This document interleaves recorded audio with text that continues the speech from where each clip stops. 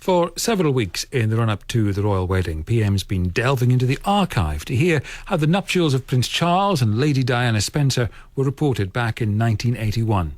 Tonight, the voice of the late Willie Hamilton, who at the time was a Labour MP, and who thought that in straitened economic times the royal wedding shouldn't be paid for out of the public purse. We are being told by the Prime Minister downwards that we are short of money everywhere, from house building to university building, and then we suddenly find we're able to spend God knows how much on this royal wedding. And I think it's an absolute disgrace, and I hope that local authorities, and particularly Labour authorities, will say not a penny. But we've just been hearing from the Tourist Board that, in fact, Britain stands to make a lot of money. They've calculated up to 200 million's profit from the tourist industry. I know this is the kind of pap that we're going to be fed all the time. The gaping millions will be coming, presumably, to buy Japanese-produced mementos.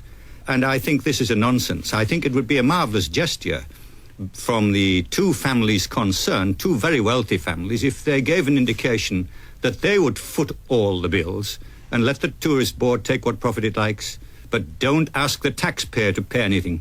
Aren't you dismayed, Mr. Hamilton, when you think back to the Jubilee year, that despite campaigns to the contrary, that there was tremendous public support for that? The life of the ordinary citizen is so bloody dull that there's any excuse for a beano.